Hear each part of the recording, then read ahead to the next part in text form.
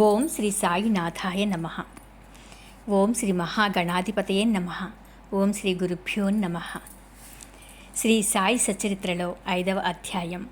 చాంద్ పాటిల్ పెండ్లి బృందంతో కలిసి బాబా తిరిగి షిరిడీ రాక, సాయి అను నామము, ఇతర యోగులతో సహవాసము, పాదుకల చరిత్ర, మొహియుద్దీన్తో కుస్తీ, జీవితంలో మార్పు, నీళ్లను నూనెగా మార్చుట, జవహర్ అలీ అను కపట గురువు, వీటి గురించి తెలుసుకుందాము. పెళ్లివారితో కలిసి బాబా తిరిగి షిరిడీకి వచ్చుట. ఔరంగాబాద్ జిల్లాలో ధూప్ అను గ్రామం కలదు. అచట ధనికుడగు మహమ్మదీయుడు ఒకడుండెను. అతని పేరు చాంద్ పాటిలు. ఔరంగాబాద్ పోవుచుండగా అతని గుర్రము తప్పిపోయెను. 2 మాసములు వెదకినను దాని ఎంతు దొరకకుండెను. అతడు నిరాశ చెంది భుజంపై జీను వేసుకుని ఔరంగాబాద్ నుండి ధూపు గ్రామమునకు పోవుచుండెను.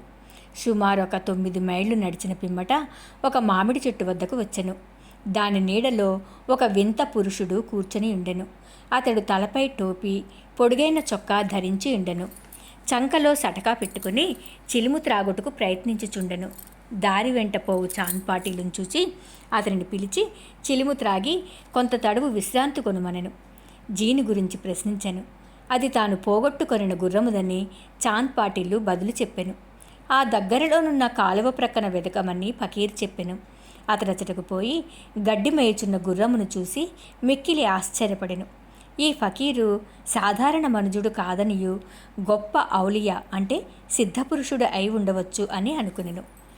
గుర్రమును తీసుకుని ఫకీర్ వద్దకు వచ్చెను. చిలుము తయారుగా నుండెను.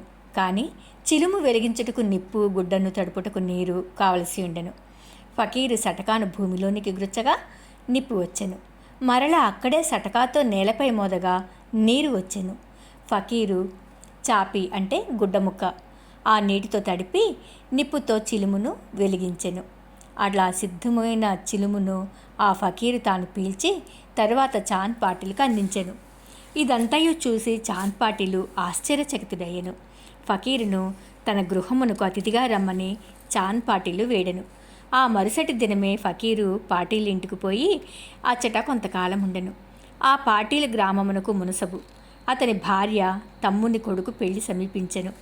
పెళ్లి కూతురిది షిరిడీ గ్రామము. అందుచే కావలసిన సన్నాహములన్నీ చేసుకొని పాటీళ్ళు షిరిడీ ప్రయాణమయ్యను. పెళ్లివారితో కలిసి ఫకీరు కూడా బయలుదేరెను. ఎట్టి చిక్కులు లేక వివాహం జరిగిపోయెను.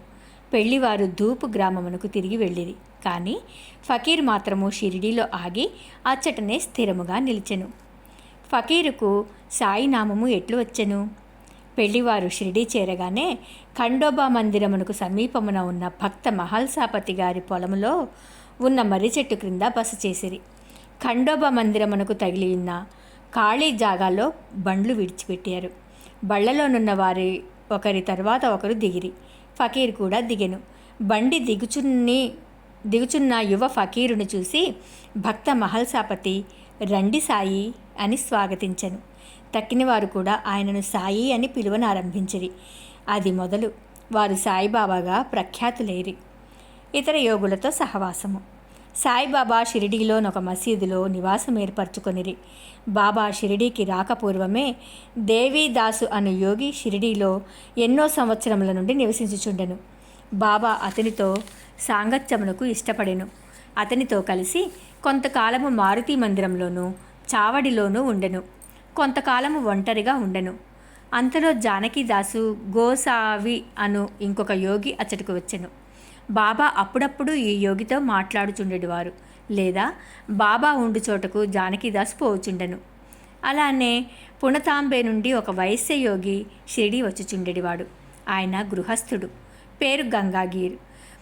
ఒకనాడు బాబా స్వయంగా కుండలతో నీళ్లు తెచ్చి పూల చెట్లకు పోయచుండుట చూసి అతడు షిరిడీ గ్రామస్తులతో ఇట్లనెను. ఈ మణి ఇచ్చటుండుటచే షిరిడీ పుణ్యక్షేత్రమైనది. ఈయనీనాడు కుండలతో నీళ్లు మోయుచున్నాడు. కానీ ఇతను సామాన్య మానవుడు కాడు. ఈ నేల నిజముగా పుణ్యము చేసుకొన్నది. కనుకనే సాయిబాబా అను నీ మణిని రాబట్టుకొనగలిగెను.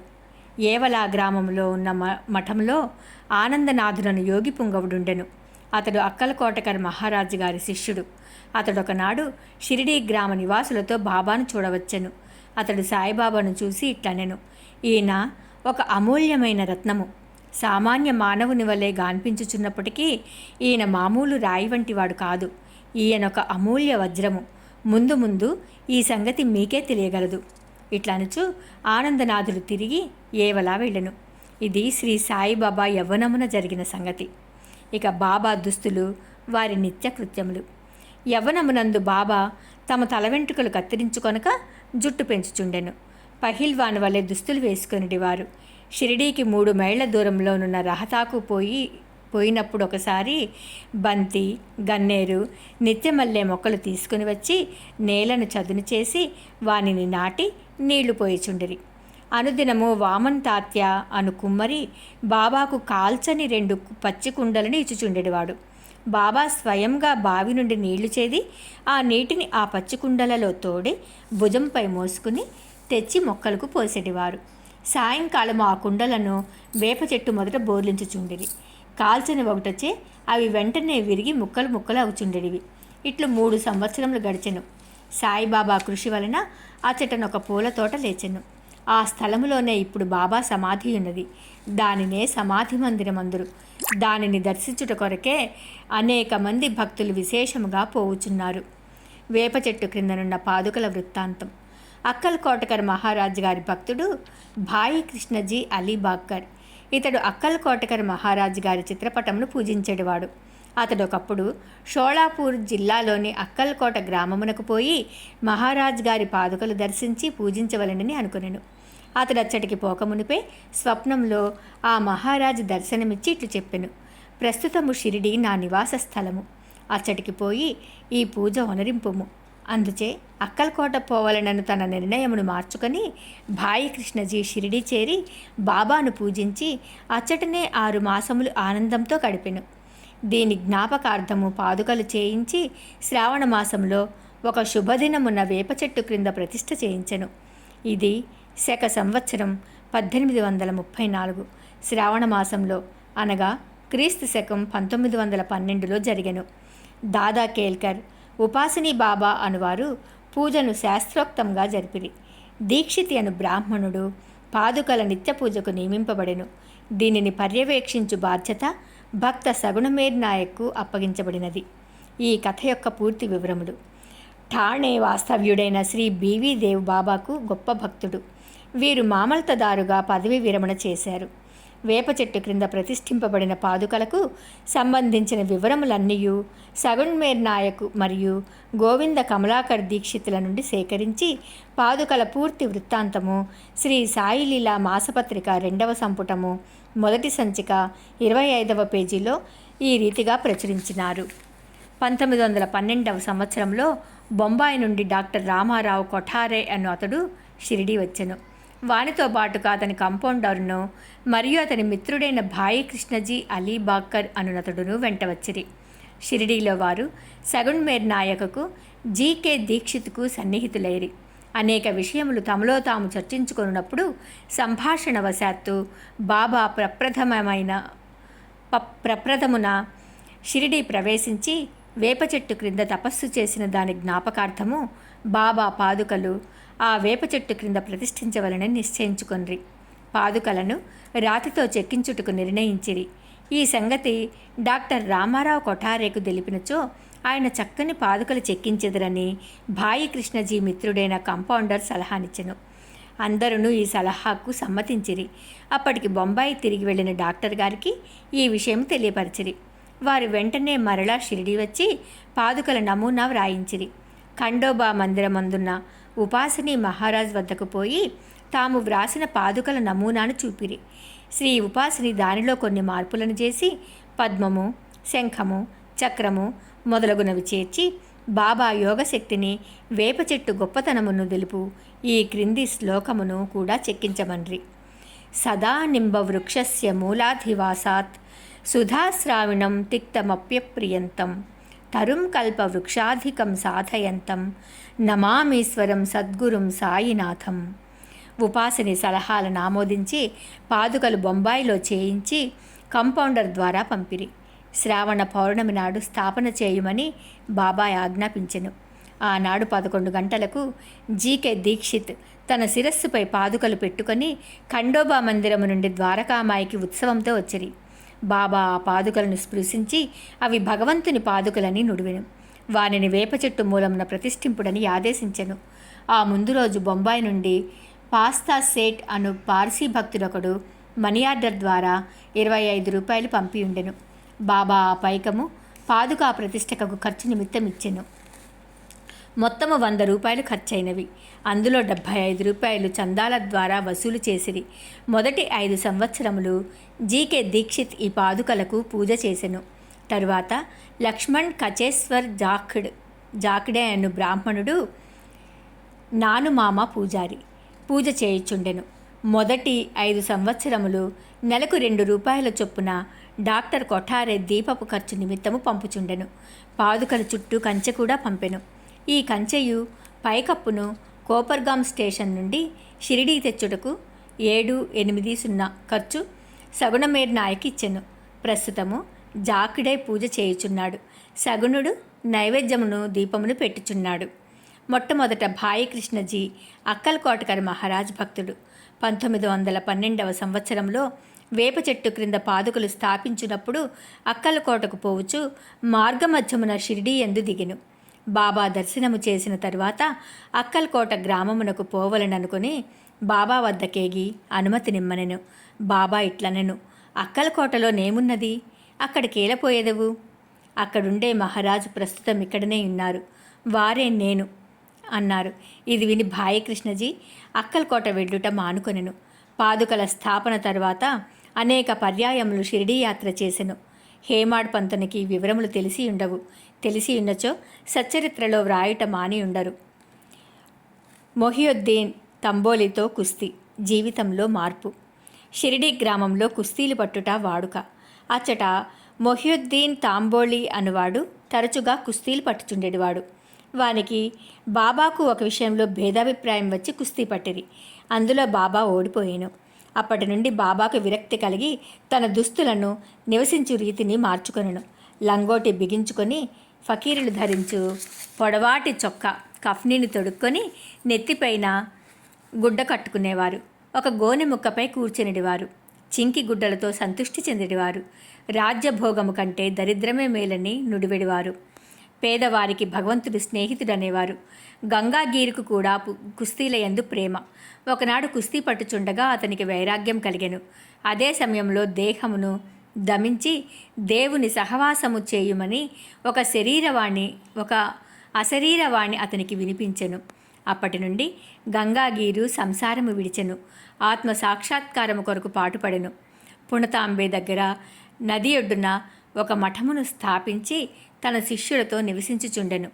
సాయిబాబా జనులతో కలిసిమెలిసి తిరిగేటివారు కారు. ఎవరితోనూ తమంతట తాము మాట్లాడేటివారు కారు. ఎవరైనా ఏదైనా అడిగినా ఆ అడిగిన దానికి మాత్రము జవాబిచ్చువారు. దినములో ఎక్కువ భాగము వేప చెట్టు నీడయందు, అప్పుడప్పుడు ఊరవతలనున్న కాలువ ఒడ్డున గల తుమ్మ చెట్టు నీడను కూర్చునిడివారు. సాయంకాలం ఊరకనే కొంత దూరం నడిచెడివారు. ఒక్కొక్కసారి నీమ్గాం పోవుచుండెడివారు. నీమ్గాంలో బాబాసాహెబ్ త్రయంబక్జీ డేంగ్లే అనునతని ఇంటికి తరచుగా పోవువారు. బాబాసాహెబ్ డేంగ్లే యందు సాయిబాబాకు మిక్కిలి ప్రేమ. అతని తమ్ముని పేరు నానాసాహెబు. అతడు 2 వివాహములు చేసుకొన్నను సంతానము కలుగలేదు. బాబాసాహెబ్ డేంగ్లే తన సోదరిని సాయిబాబా వద్దకు పంపెను. బాబా అనుగ్రహంచే నానాసాహెబ్నకు పుత్ర సంతానము కలిగెను. అప్పటి నుంచి బాబాను దర్శించుటకు ప్రజలు తండోపతండములుగా రాసాగిరి. వారి కీర్తి ఎంతటనూ వెల్లడి ఆయను. అహమ్మద్నగర్ వరకు వ్యాపించెను. అక్కడ నుంచి నానాసాహెబ్ చాందోర్కర్, కేశవ్ చిదంబర్ మొదలుగా గల అనేక మంది షిరిడీకి వచ్చుట ప్రారంభించిరి. దినమంతయు బాబాను భక్తులు చుట్టి ఉండేవారు. రాత్రులందు బాబా పాడుపడిన పాత మసీదునందు శయనించుచుండెను. పొగ పీల్చుకొని చిలింగొట్టము, కొంత పొగాకు, ఒక రేకు డబ్బా, కఫ్ని, తలగుడ్డ, ఎల్లప్పుడూ దగ్గర నుంచుకొని సటక అంటే చిన్న చేతికర్ర మాత్రమే అప్పటిలో ఆయనకున్న సామానులు. తలపైన ఒక గుడ్డను చుట్టి దాని అంచులను జడవల్లే మెలిబెట్టి ముడివేసి ఎడమ చెవిపై నుంచి వెనుకకు వ్రేలాడునట్లు వేసుకొనివారు. తమ దుస్తులను వారముల తరబడి ఉతకకుండా నుంచువారు. చెప్పులను తొడిగేవారు కారు. దినమంతయు గోనెగుడ్డపైనే కూర్చునేవారు. కఫ్నీ క్రింద లంగోటి కట్టుకునేవారు. చలిని కాచుకొనుటకు ధునికెదురుగా మసీదు ఈశాన్య భాగంలో గల కొయ్య చేపట్టుపై తమ ఎడమ చేతి నానించి దక్షిణాభిముఖముగా కూర్చునేవారు. ఆ ధునిలో అహంకారమును, కోరికలను, ఆలోచనలను ఆహుతి చేసి అల్లాయే యజమాని అని పలికేవారు. మసీదులో 2 గదుల స్థలము మాత్రముండెను. భక్తులందరూ అచటనే బాబాను దర్శించుచుండిరి. 1912 తదుపరి మసీదుకు కొన్ని మార్పులు చేయబడినవి. పాత మసీదును మరామతు చేసి నేలపైన నగిషీరాళ్లు తాపన చేసిరి.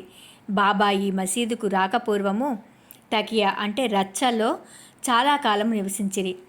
బాబా తమ కాళ్లకు చిన్న గజ్జలు కట్టుకొని సొగసుగా నాట్యం చేసేవారు. భక్తిపూర్వకమైన పాటలు పాడేవారు. ఇక నీళ్లను నూనెగా మార్చుట. సాయిబాబాకు దీపములన్నా చాలా ఇష్టం. ఊరిలో నూనెను విక్రయించు షావుకార్లను నూనె అడిగి తెచ్చి మసీదునందు రాత్రి అంతయు దీపములు వెలుగుచుచుండేవారు. కొన్నాళ్ళు ఇట్లా జరిగెను. ఒకనాడు నూనె ఇచ్చి దుకాణదారులందరూ కూడబలుక్కొని బాబాకు నూనె ఇవ్వకూడదని నిశ్చయించుకొనిరి. బాబా వారి దుకాణములకు ఎప్పటి వలె పోగా నూనె లేదనిరి. బాబా కలత చెందక వట్టి ఒత్తులు మాత్రమే ప్రమిదలలో పెట్టియుంచెను. నూనె వ్యాపారులు ఆసక్తితో నిదంతయు గమనించుచుండిరి. అడుగున 2-3 నూనె చుక్కలు మిగిలియున్న తమ రేకు డబ్బాలో నీటిని పోసి కలిగబెట్టి ఆ నీటిని త్రాగివేసిరి. ఈ విధముగా ఆ రైకు డబ్బాలోని నూనె అవశేషమును పావనము చేసిన పిమ్మట మరల డబ్బాతో నీరు తీసుకుని ఆ నీటిని ప్రమిదలలో నింపెను. దూరముగా నిలిచి పరీక్షించుచున్న దుకాణదారుడు విస్మయముందునట్లు ప్రమిదలన్నీయు తెల్లవారుదాకా చక్కగా వెలుగుచుండెను. ఇదంతయు చూచి ఆ షావుకారులు పశ్చాత్తాపపడి బాబాను మన్నింపు కోరిరి. బాబా వారిని క్షమించి ఇకపైనైనను సత్యము నంటిపెట్టుకొనుడని హితవు చెప్పి పంపివేశారు. జౌహర్ అలీ అను కపట గురువు. పైన వివరించిన కుస్తీ జరిగిన 5 ఏండ్ల తర్వాత అహమ్మద్ నగర్ నుండి జౌహర్ అలీ అను ఫకీరుడొకడు శిష్యులతో రహతా వచ్చెను. వీరభద్ర మందిరమునకు సమీపముననున్న స్థలములో దిగెను. ఆ ఫకీర్ బాగా చదువుకున్నవాడు. ఖురానంతయు వల్లించగలడు. మధుర భాషణుడు. ఆ ఊరిలోని భక్తులు వచ్చి వారిని సన్మానించుచు గౌరవంతో చూచుచుండెడివారు. వారి సహాయంతో వీరభద్ర మందిరమునకు దగ్గరగా ఈద్గా అను గోడను నిర్మించుటకు పూనుకొనెను. ఈదుల్ ఫితర్ అను పండగ నాడు మహమ్మదీయులు నిలుచుకొని ప్రార్థించు గోడయే ఈద్గా. ఈ విషయంలో వివాదం లేచి అది ఘర్షణలకు దారితీసెను. దానితో జౌహర్ అలీ రహతా విడిచి షిరిడీ చేరి బాబాతో మసీదు నందుండసాగెను. ప్రజలు వాని తీపి మాటలకు మోసపోయిరి. అతడు బాబాను తన శిష్యుడని చెప్పువాడు. బాబా అందులకు అడ్డు చెప్పక శిష్యుని వలనే మసులుకొనెను. తర్వాత గురు శిష్యులిద్దరూ రహతాకు పోయి అచ్చట నివసించుటకు నిశ్చయించుకొనిరి. గురువునకు శిష్యుని శక్తి ఏమీ తెలియకుండెను.